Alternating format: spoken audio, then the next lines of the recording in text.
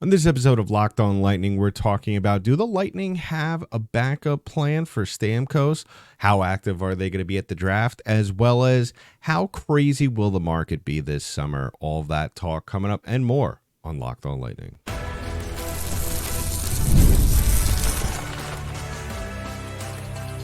You're Locked On Lightning, your daily podcast on the Tampa Bay Lightning, part of the Locked On Podcast Network, your team every day.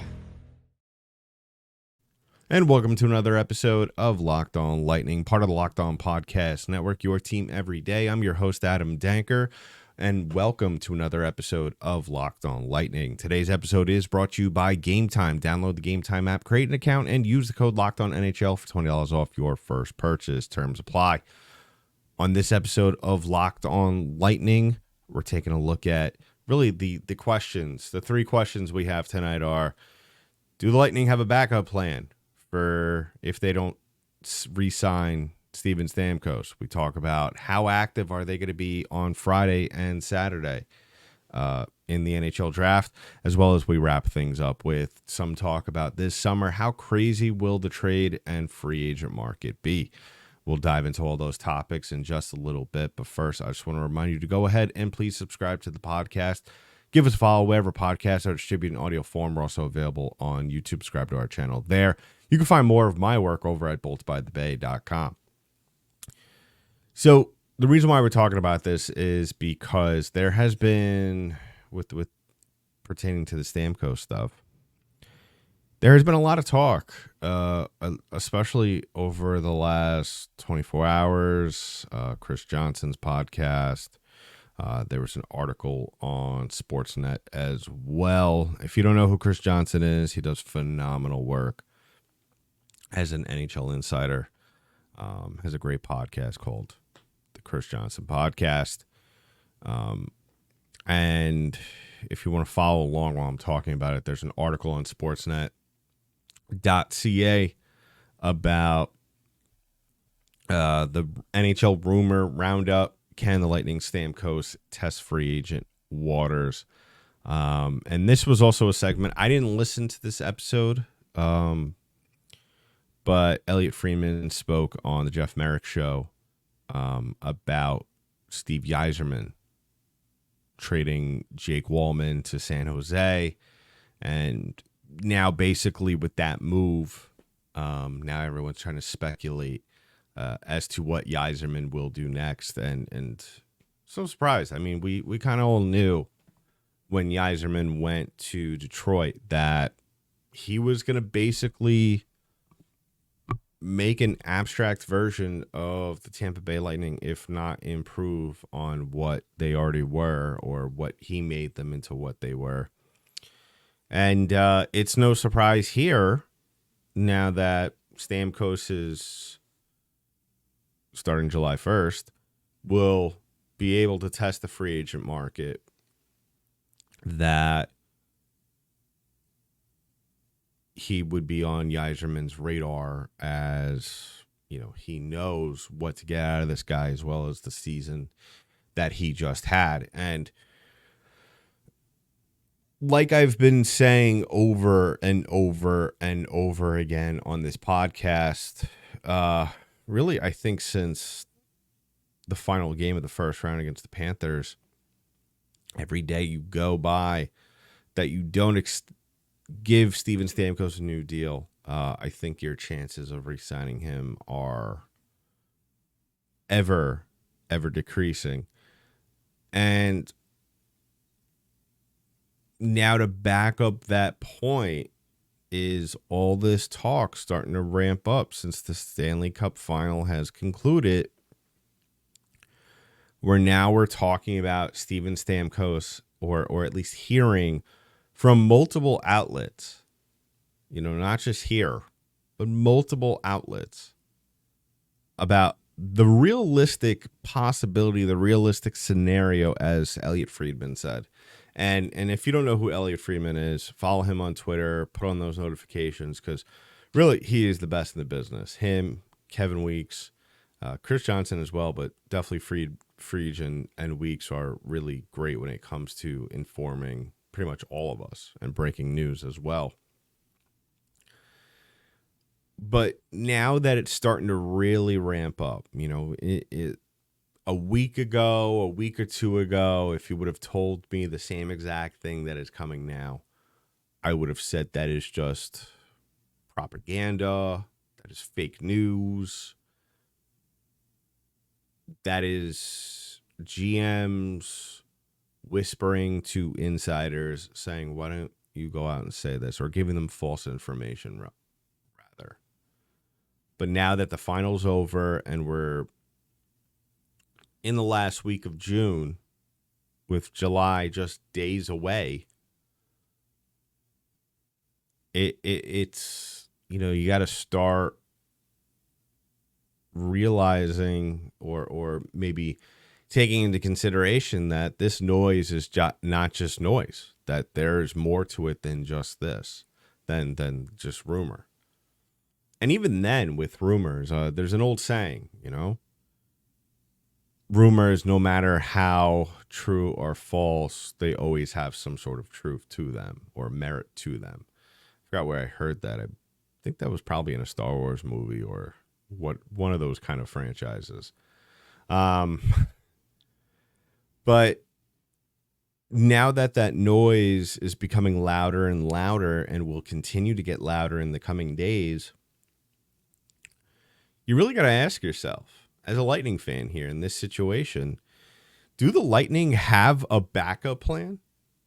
Do they have some sort of plan B that they have already said to themselves, if we can't get a deal done with Stammer, who is going to slide in that spot?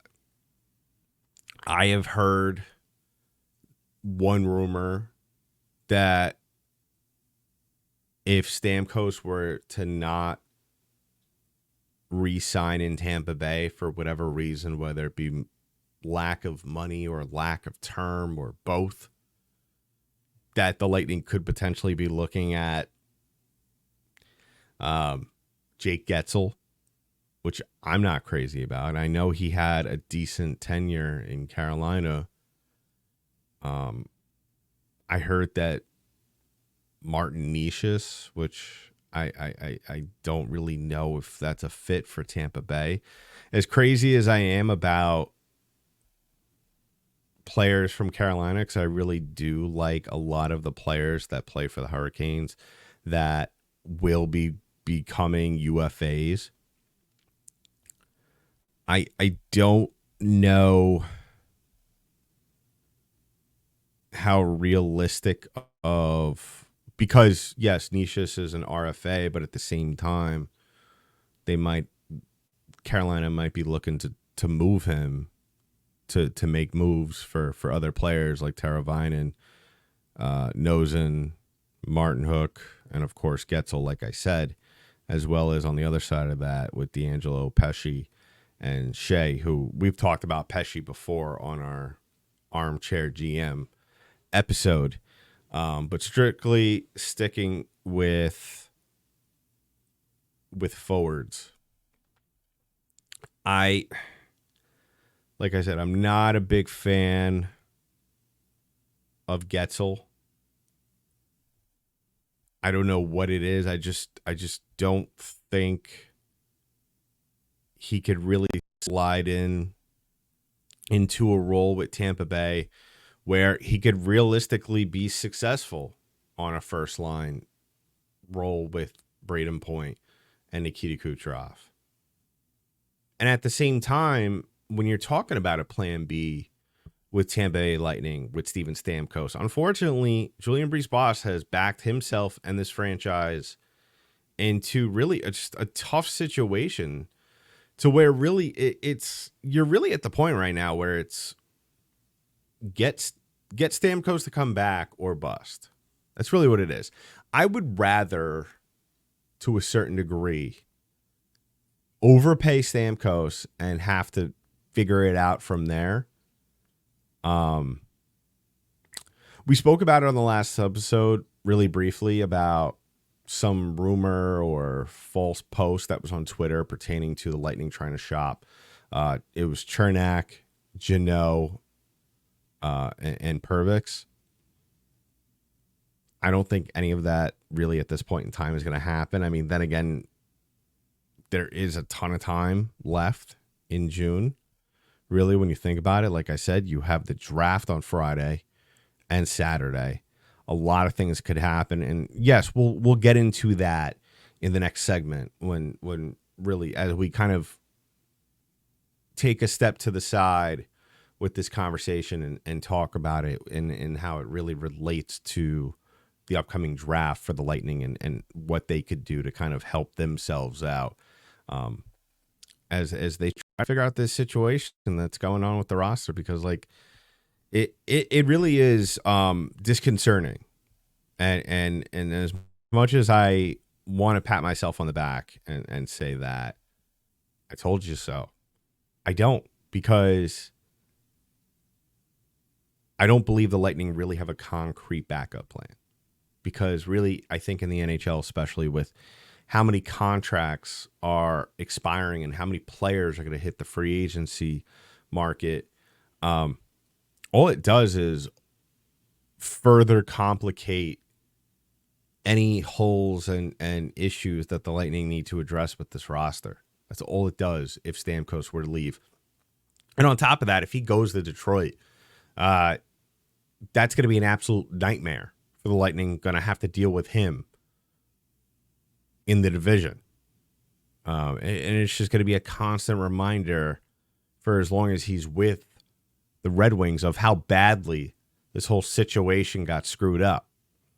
And like I said on the previous episode, if not some previous ones before that, I don't think Julian Brisebois wants to be known as and a few of you said this as well, but I don't think Julian Brisebois wants to be viewed as the GM who let Steven Stamkos walk, or be known as the GM in Lightning history that let Steven Stamkos walk. But at the same time, he has a very, very sporadic track record. Not necessarily with re-signing, but just a lot of the moves he's made during his tenure. Some good, some very good, some bad, some very bad. What's the next move that we're going to see? Who knows, whether it be good or bad. But maybe we'll see a move at the draft, and we'll talk about that coming up on the next segment in just a little bit. But first, we're going to talk about our first sponsor on today's show, and that is our friends over at eBay Motors. Now, passion, drive, and patience, especially patience. The formula for winning championships is also what keeps a ride or die alive. eBay Motors has everything you need to maintain your vehicle and level it up to peak performance. Superchargers, roof racks, exhaust kits, LED headlights, and more. Whether you're into speed, power, or style, eBay Motors has got you covered with over 122 million parts for your number one ride or die. You'll always find exactly what you're looking for, and with eBay Guaranteed Fit, your part is guaranteed to fit your ride every time or your money back. Because with eBay Motors, you're burning rubber, not cash. With all the parts you need at the prices you want, it's easy to make your car the MVP and bring home huge wins. Keep your ride or die alive at ebaymotors.com. Eligible items only. Exclusions apply. eBay Guaranteed Fit only available to U.S. customers. So as always, I want to thank you once again as we open up our second segment of tonight's show. Late show. I'm going to thank you all for making us your first listen. Had some issues with connectivity and all that fun stuff. Electricity up here in New York because we had a really bad lightning storm tonight, ironically enough. But this episode will be dropping maybe a little after midnight Thursday morning. And then Thursday we'll be having, or really starting, our off-season, our premiere off-season segment as we talk about the 2004 Stanley Cup run. And we'll be starting with Game 1. So keep an eye out for that. And you could do that with turning your notifications button on. So go ahead and do that on whatever app or viewing platform or listening platform that you listen us to or watch us on. Just turn that notification bell on so as soon as the newest episode drops, you'll be notified. And hopefully we're notified soon of a deal or potential deal, whether it be Thursday, early Friday night. Because really now with all this uncertainty, and like I said, it doesn't change regardless of what's going on with the draft, with the lack there of picks that the Lightning have, which they don't pick till 31st overall in the 4th round. Of course, all those draft picks 1 through 3 are gone. They traded their 4th. And then on top of that, they have Edmonton's 4th. And then so they have, as it goes, Edmonton's 4th. They have a 5th and 6th of their own. And then in the 7th round, they have Chicago and Minnesota's. So not bad. 5 picks in 7 rounds. Could be worse, but not very high value picks, unfortunately. And which leads me to believe, maybe this is more so wishful thinking, that the Lightning will be somewhat active at the trade deadline. At the NHL draft. And that is because really, you kind of have to go for it right now. If you're Julian Brees-Boss, you have to look at your minor league system. You have to look at your NHL roster and just come to terms with the brutal reality that the clock is ticking before you have to do really a rebuild, which in today's NHL doesn't really last that long. But at the same time, I think it really kind of depends on the franchise as well. But the Lightning, I think, as it stands, are in a position where, you have draft capital,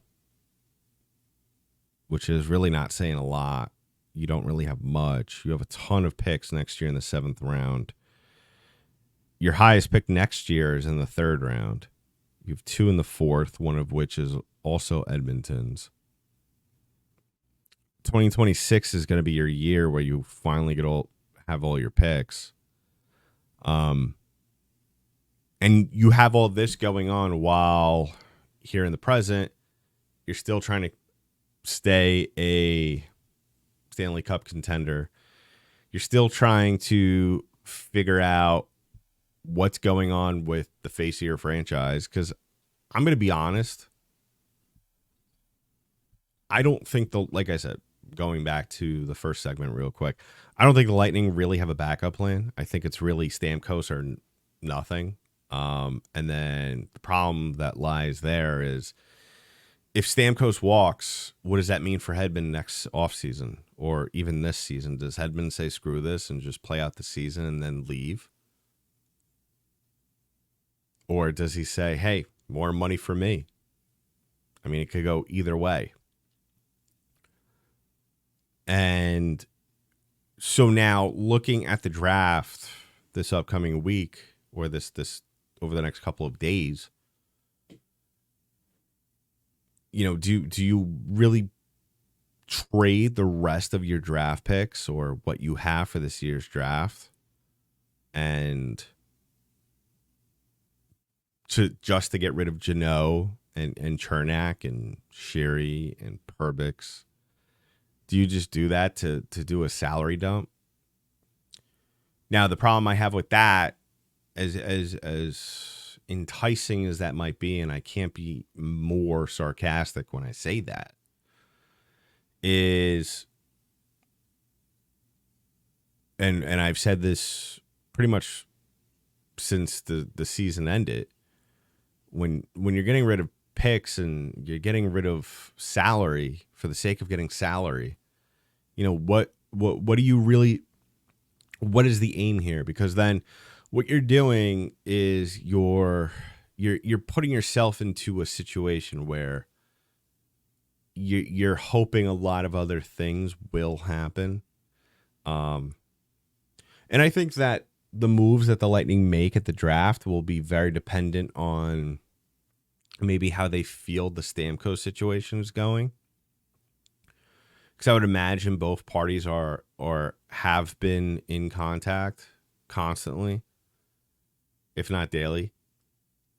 And I think really what it comes down to is that I think that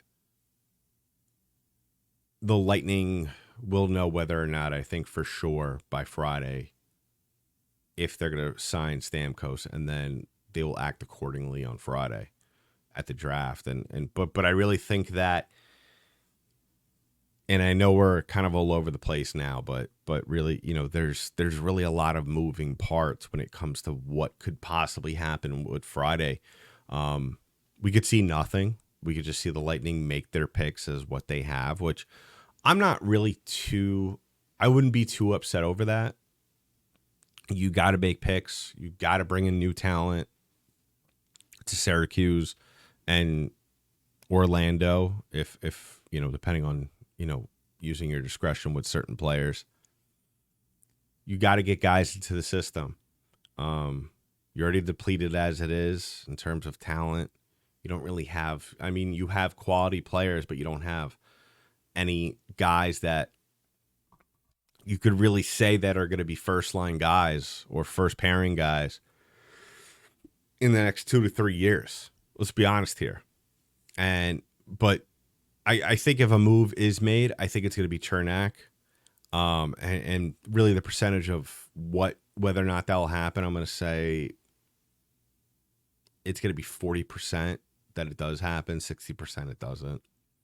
And I think those are good odds. But I would say if you're tuning into the draft, Lightning fans, on Friday, I would just say expectations should be low.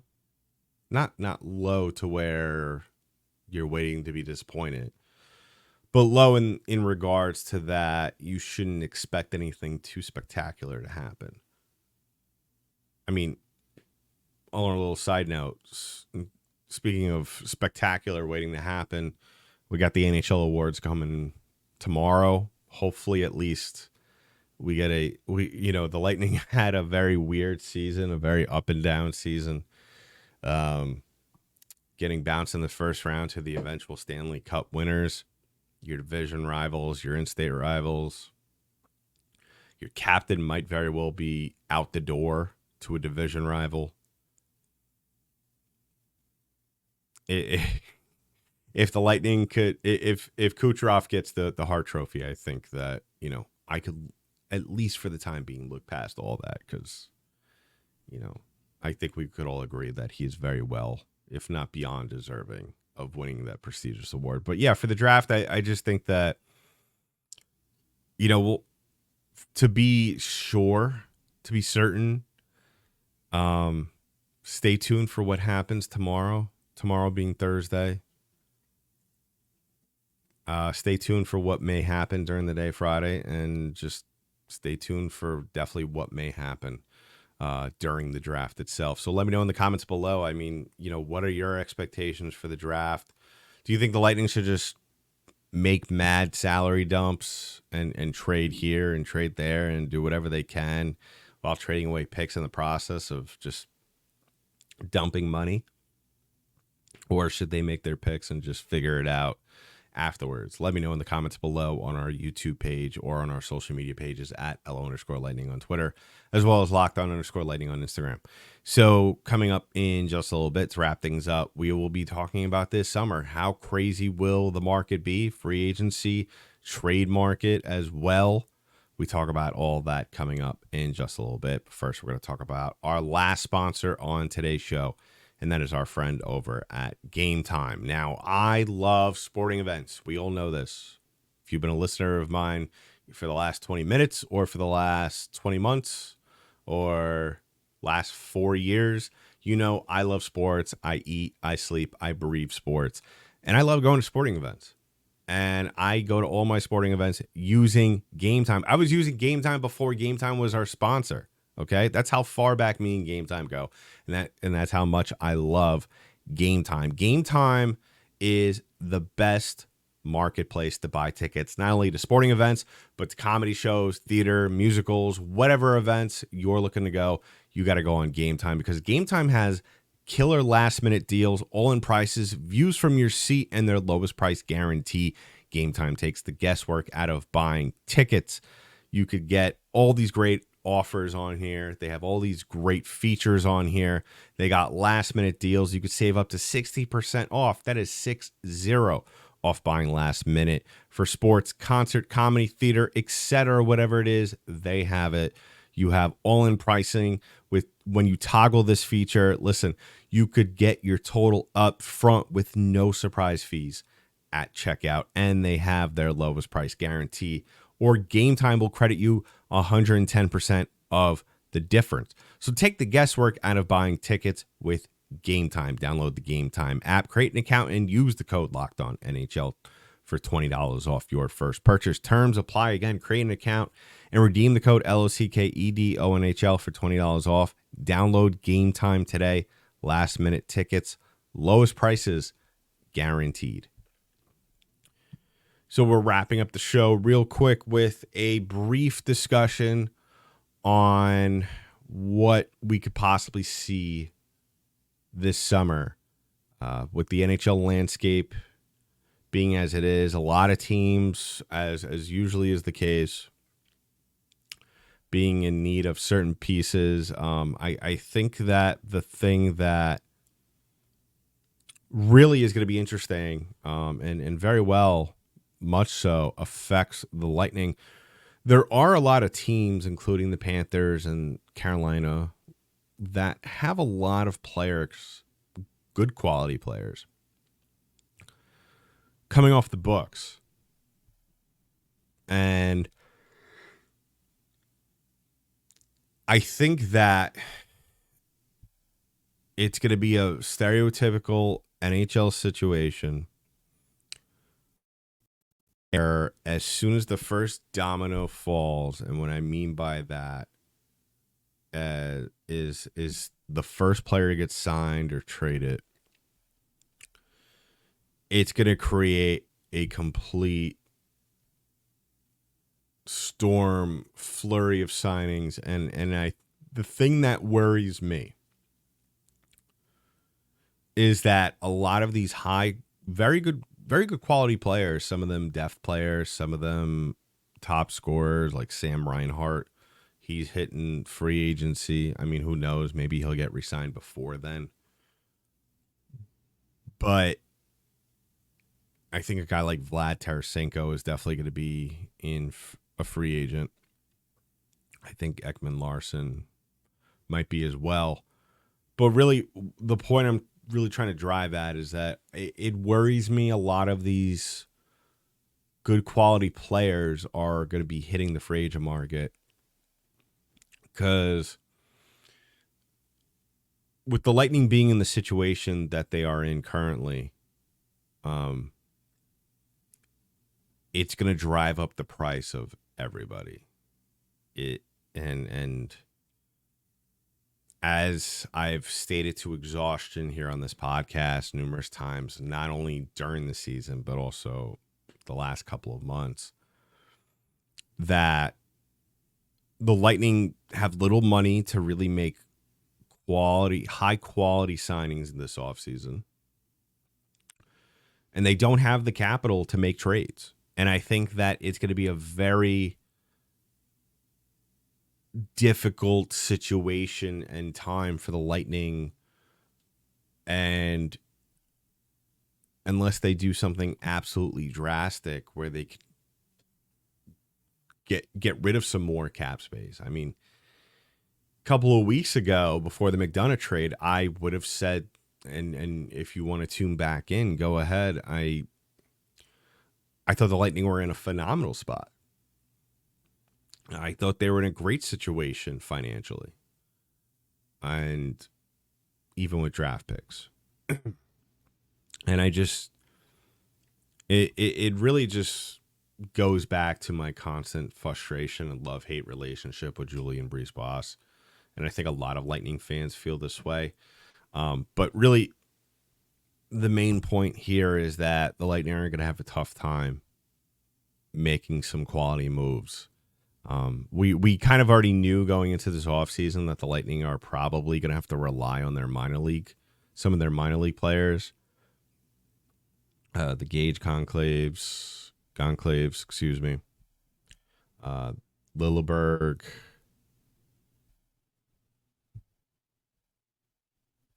You know, it's going to be a very challenging summer, and then training camp or mini camp, whatever you would like to call it, for the Lightning. But we'll be around to talk about it all. And I think that, though, the positive thing about hockey, especially with the way the market is and the way the cap is, I think that really it's going to be a sit and wait situation for the Lightning. And I think if they jump in on the right time at a player, they could get them for cheap or not a lot of assets. And I think that it's really a more so, like I said, it's a waiting game. And I'm very well aware of how much that's going to suck for everyone involved, including me.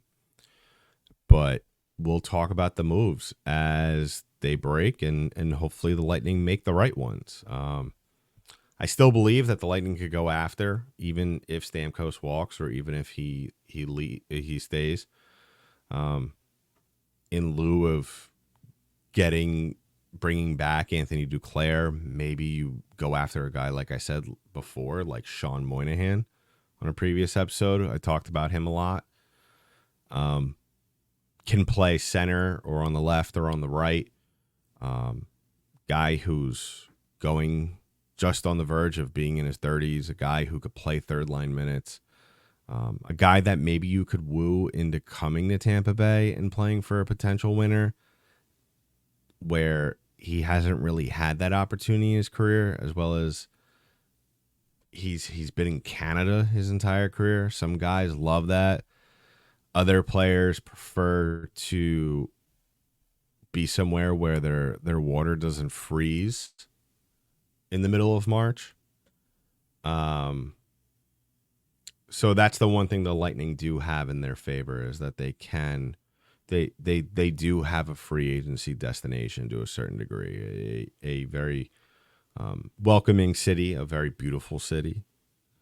And I think that that's something that they're probably going to lean on hard, that, you know what, you take less money, but there's no income tax, and you're playing in a beautiful state year-round, golf courses, all that stuff. So let me know in the comments below. I mean, yeah, it's a not-so-good situation that the Lightning are in, but we've gone in depth about why and how they've gotten there, and we'll have to sit and wait. But listen, the real fun begins tomorrow, because tomorrow we'll be talking about and starting our 2004 Stanley Cup run segment that runs us all the way into September, throughout the course of the summer. So make sure to tune in for that. So in the meantime, that's been it for this episode of Locked On Lightning, part of the Locked On Podcast Network. I'm your host, Adam Danker. I'll talk to you in the next one.